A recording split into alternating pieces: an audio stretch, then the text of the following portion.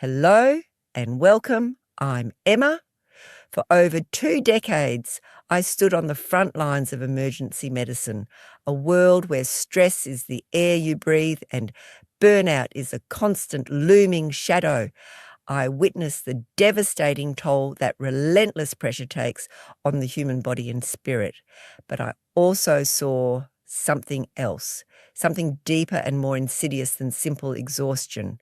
I saw good, caring, brilliant people become shells of their former selves, not because they were weak, not because they lacked resilience or determination, but because the system they were working in forced them into impossible situations day after day after day. I saw women who had spent years training to become doctors, nurses, therapists, and healers, only to find themselves trapped in systems that prevented them from doing the work they loved. I saw them lose their passion, their hope, their sense of purpose, and I saw how much they blamed themselves for it. It wasn't until I experienced my own profound burnout that I truly understood the nature of this deeper wound. I remember one specific night being forced to tell a family their loved one's life-saving surgery was being delayed because of insurance paperwork, not medical necessity.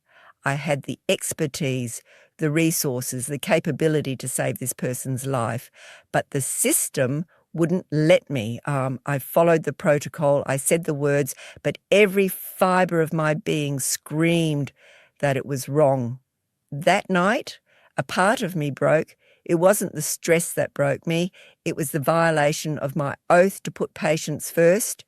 That personal crisis led me to leave medicine and dedicate my life to helping high-achieving women like you understand the real forces behind your exhaustion so you can finally heal.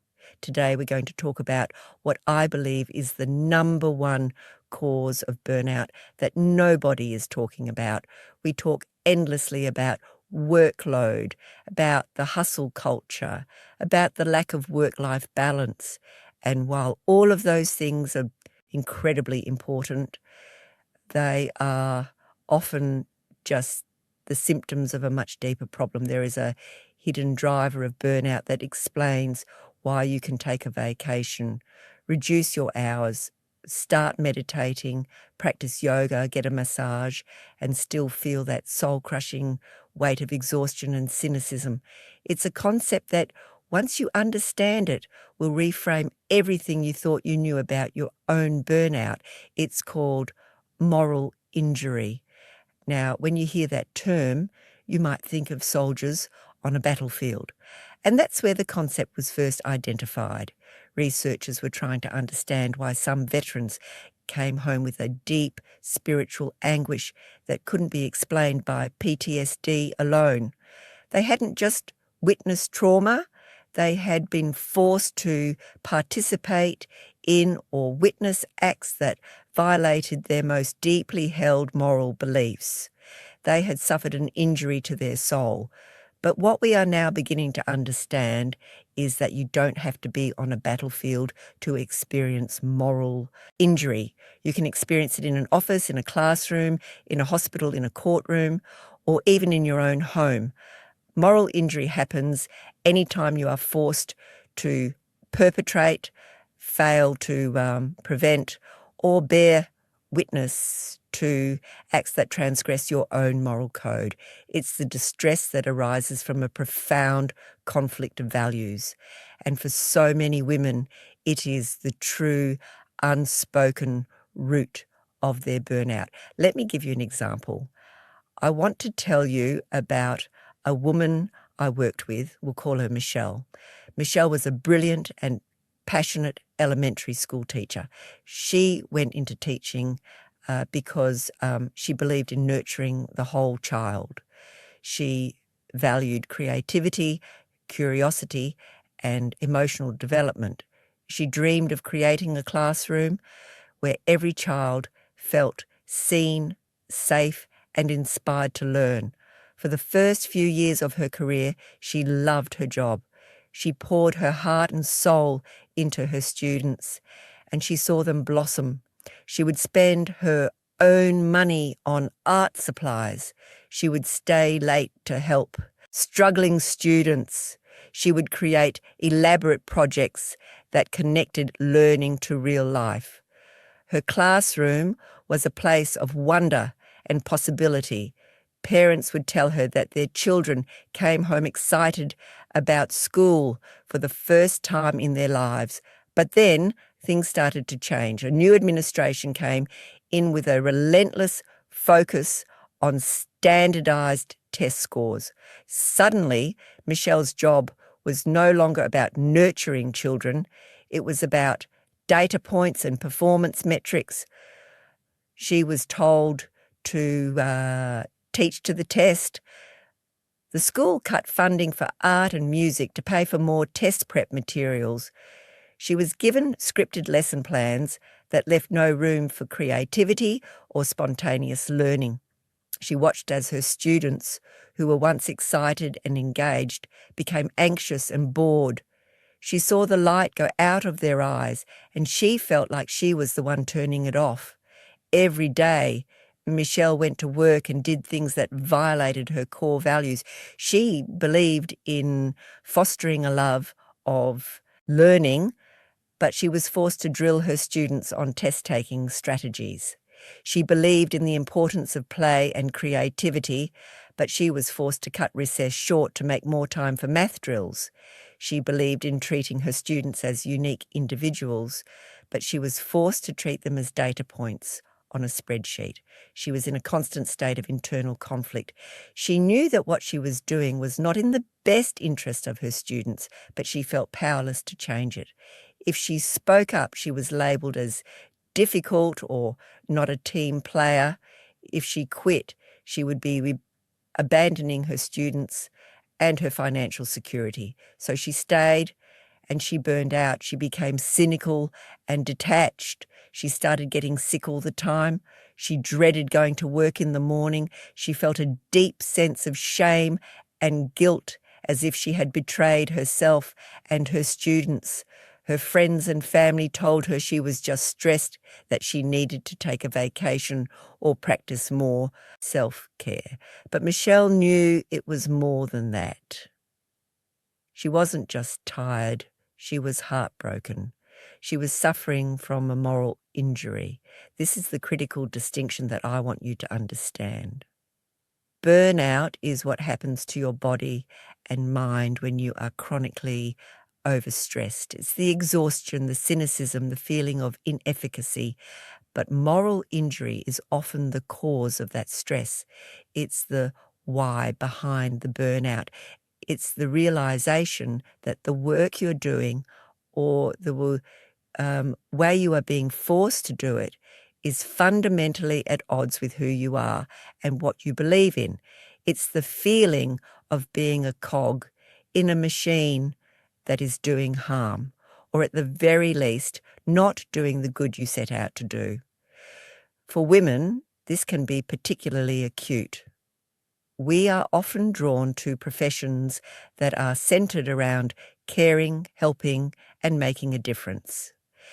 And when the systems we work in prevent us from doing that, the sense of betrayal is profound. Think about the healthcare system, where I spent so many years.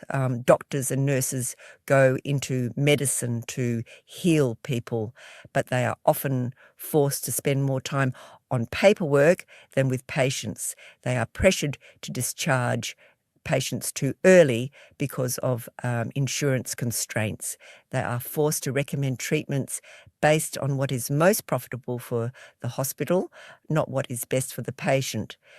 This is a recipe for moral injury, and it's why we are seeing an epidemic of burnout among healthcare professionals. Studies show that up to 60% of physicians experience symptoms of burnout, and many cite moral injury as a key factor. The research is clear. When healthcare professionals are forced to compromise patient care for financial reasons, their mental health deteriorates rapidly. One study found that physicians who reported high levels of moral injury were 3 times more likely to experience depression and 4 times more likely to consider suicide or think about the corporate world. Many women are drawn to companies that have inspiring mission statements about sustainability, diversity, and social responsibility. But then they get inside and realize that it's all just marketing. They are asked to work on projects that harm the environment or to participate in marketing campaigns that are misleading or to remain silent in the face of discrimination and inequality. They are caught in a values conflict and it slowly erodes their soul. One woman I worked with was hired to lead a diversity initiative at a Fortune 500 company. She was excited, energized, ready to make a real difference. But within weeks, she realized that the initiative was purely performative. The company had no intention of actually changing its hiring practices or promoting diverse leaders. She was being used as a prop, a way to make the company look good while nothing actually changed. Every day she went to work and participated in something she knew was dishonest. That's moral injury. This is not just a feeling. It has a profound impact on your brain and your body. When you are in a state of moral conflict, your brain perceives it as a threat. Your HPA axis is activated and your body is flooded with cortisol. But this is a different kind of stress. It's not the stress of a heavy workload. It's the stress of a compromised conscience. This type of stress is particularly toxic because it attacks your sense of self. It creates a state of cognitive dissonance where your actions are out of alignment with your beliefs. This creates a deep sense of psychological and spiritual discomfort. It can lead to feelings of shame, guilt, disgust, and a loss of trust in yourself and in the systems you are a part of. It can make you question your own goodness, your own worth, and that is a fast track to the darkest depths of burnout. So what do we do about it? If moral injury is the real cause of your burnout, then no amount of yoga or bubble baths is going to fix it. You can't self-care your way out of or values conflict. You have to address the root cause. You have to heal the moral wound, and that requires a different set of strategies. It requires courage, honesty, and a willingness to make some very difficult choices. First, you must acknowledge and name the injury. You have to stop telling yourself that you are just stressed or tired. You have to give yourself permission to say, this is more than that. What I am being asked to do here violates my values. This is not okay, and it is harming me. Naming the problem is the first step to taking your power back. It shifts the blame from yourself to the system. It allows you to see that you are not broken. You are a good person in a broken system. For Michelle, the teacher, this was a huge turning point. When she finally admitted to herself that she was suffering from a moral injury, she stopped blaming herself for her burnout. She realized that her exhaustion and cynicism were a perfectly normal and healthy response to an unhealthy situation. She started journaling about the specific moments when she felt the conflict most acutely. She wrote about the time she had to silence her own voice, compromise her own values, betray her own mission. And in naming these moments, she began to reclaim her power. This is a critical step because as long as you believe the burnout is your fault, you will keep trying to fix yourself. You will keep trying to be more resilient, more productive, more compliant. But the problem isn't you. The problem is the system. Once you understand that, everything changes. Second, you must reconnect with your values. When you are in a state of moral injury, it's easy to lose touch with what you actually believe in. Your values get buried under a mountain of compromises and justifications. So, you need to take the time to get clear on what truly matters to you. What are your non-negotiables? What are the principles you want to live your life by? I encourage my clients to do a deep dive into this. Write down your top 5 core values. Is it integrity, compassion, creativity, justice, growth? Get crystal clear on what they are. This will become your compass. It will help you to evaluate your current situation and to make decisions about your future. For Michelle, her core values were nurturing, creativity, authenticity, growth, and joy. Once she named these, she could see clearly how far her current job had drifted from these values. She could see that she was not the problem. The system was. This exercise is not just about writing things down. It's about reconnecting with the deepest parts of yourself, the parts that know what matters. When you're in a state of moral injury, you've been disconnected from yourself for so long that you might not even remember what you care about. So take your time with this, sit with it, let yourself feel the emotions that come up. This is sacred work. Third, you must seek alignment. Once you are clear on your values, you can begin to look for ways to bring your life and your work back into alignment with them. This can take many forms. Sometimes it's possible to find alignment within your current role. You might be able to advocate for change, to speak up about the values conflict, to find allies who feel the same way you do. You might be able to carve out a niche for yourself where you can do work that feels more meaningful. For Michelle, this meant starting an after-school creative writing club. It was a small thing, but it was a way for her to honour her value of creativity and to connect with her students in a way that felt authentic. She also started having conversations with other teachers who felt the same way. She found that she was not alone. And together, they began to advocate for change within the school. They started documenting the impact of the test-focused curriculum on student mental health. They gathered data, they told stories, they made their voices heard. This is important because you don't have to do this alone. When you find even one other person who shares your values and your concerns, it becomes easier to speak up. It becomes easier to advocate for change. It becomes easier to believe that things can be different.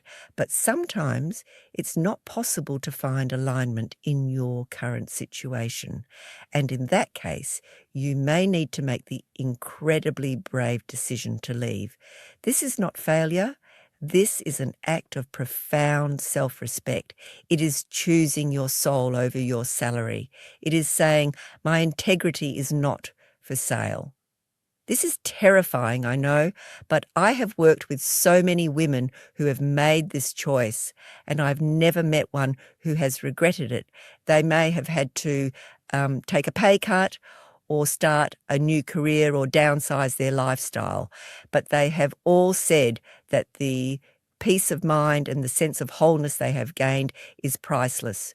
One woman left a high-paying corporate job to become a teacher. Another left law to start a non-profit. Another left medicine to become a coach. They all said the same thing. The relief was immediate and profound. Within weeks of leaving, they started sleeping better. Their anxiety decreased. They felt like themselves again. Finally, you must practice self-compassion and forgiveness. Moral injury often comes with a heavy burden of guilt and shame. You might feel guilty for the compromises you made, or ashamed that you didn't speak up sooner. You have to learn to forgive yourself.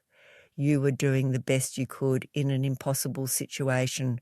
You were trying to survive. You have to treat yourself with the same kindness and understanding that you would offer to a dear friend. This is not about letting yourself off the hook. It's about acknowledging your humanity and giving yourself the grace to heal.